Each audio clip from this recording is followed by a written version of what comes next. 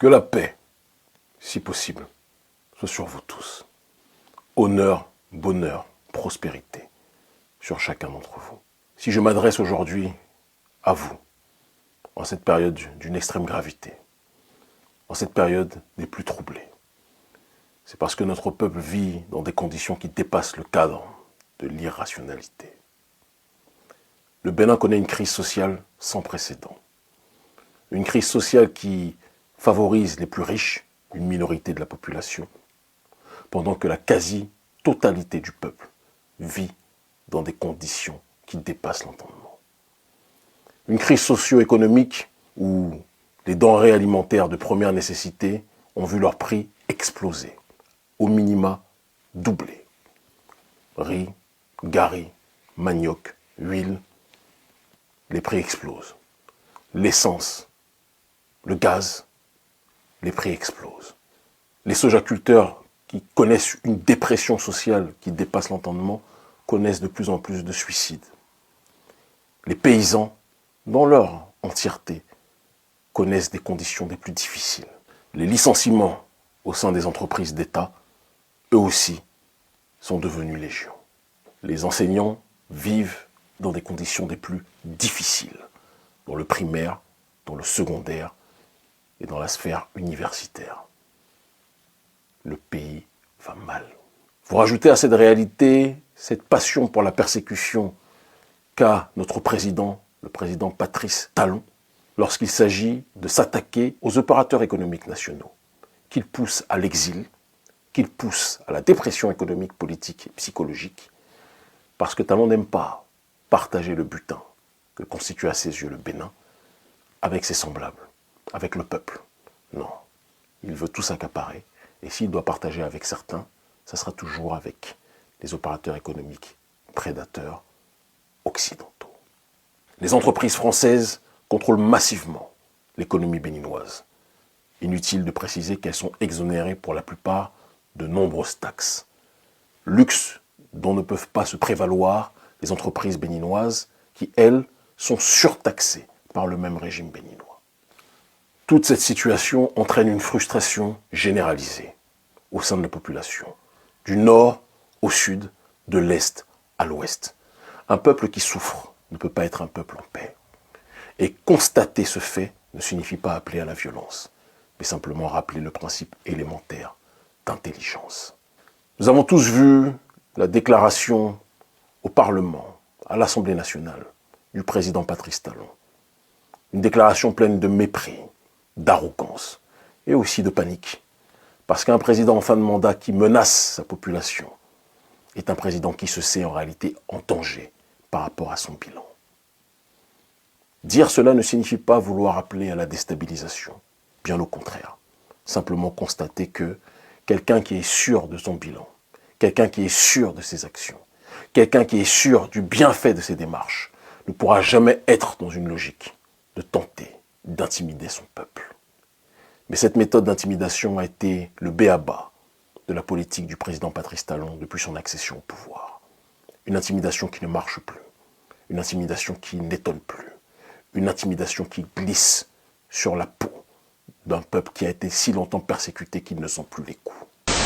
Face au faible pouvoir d'achat, les Béninois vivent depuis quelques semaines la flambée des prix des produits de première nécessité sur le marché. Une situation qui vient enfoncer le clou des plaintes d'une crise socio-économique sans précédent au pays de l'Amazone. Il n'y a rien qui est moins cher actuellement au Bénin. Les produits vivriers sont très chers.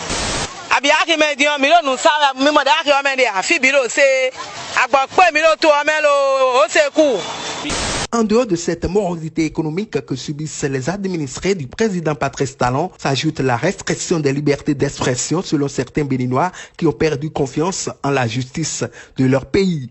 La justice en réalité, c'est ça notre rempart. Maintenant aujourd'hui on n'a plus confiance. Parce qu'au pays actuellement quand tu parles, on viendra te chercher chez toi. Il y a trop d'arrestations dans le pays même. Nous ne pouvons pas parler de la démocratie au pays. On n'a plus la liberté. Il y a un clan qui s'accapare de nos ressources. Parce que les gens n'ont pas 15 000 francs pour se faire soigner, ils meurent dans nos hôpitaux. Pendant que eux, le petit groupe, que ce soit de l'opposition ou de la mouvance, pour se faire soigner, c'est à l'extérieur. Face à cette atmosphère d'incertitude du lendemain, certains Béninois demeurent favorables à l'avènement d'une troisième voie proche des jeunes au sein de la classe politique béninoise. Nous allons toujours dire qu'on doit suivre la politique actuelle du Bénin. On n'espère pas avoir grand-chose si ce n'est pas une nouvelle tête comme Kémy Séba. Sinon, avec l'opposition actuelle, qui maintenant peut changer la tendance? Monsieur Kémy Séba incarne aujourd'hui la dignité africaine. En Afrique aujourd'hui, nul n'est sans savoir, il reste celui-là qui est prêt à donner sa vie pour ses frères.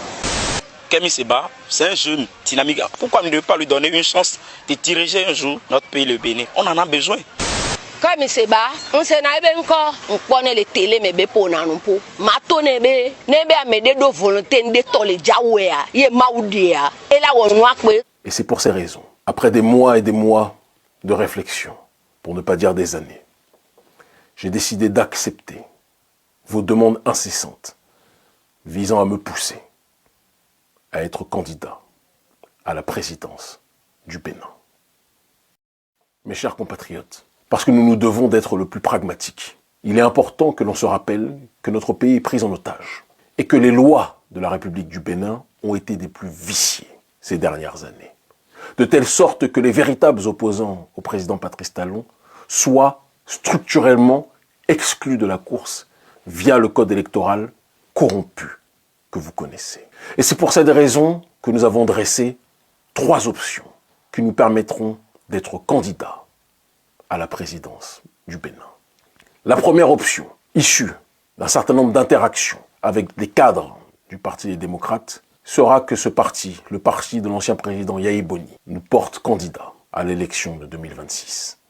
Car c'est le seul parti politique de l'opposition qui a le nombre de parrainages suffisant pour accéder aux élections.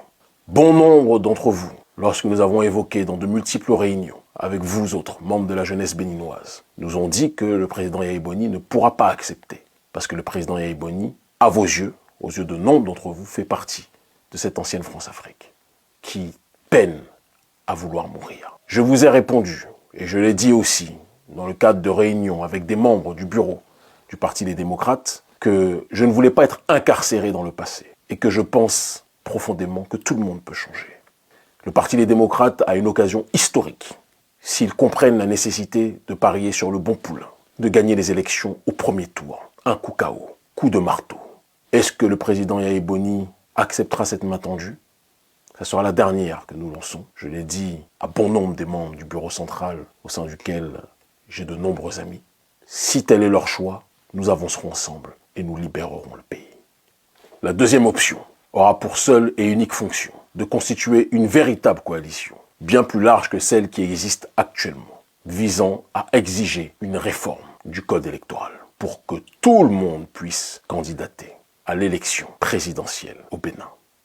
Et enfin, la dernière option, certains diront peut-être la plus importante, c'est une triangulation des forces, appelée l'opération Jéricho, qui s'appuiera sur une base tripartitionnelle, une logique de révolution sur le terrain informationnel, une logique de mobilisation, de contestation populaire, et une prise de responsabilité de ceux habilités dans le pays à faire basculer les choses pour que le peuple puisse reprendre le pouvoir. Dans tous les cas, nous accompagnerons tous les processus évoqués parmi les 3 qui permettront à notre peuple d'arriver à la destination nommée la libération du Bénin.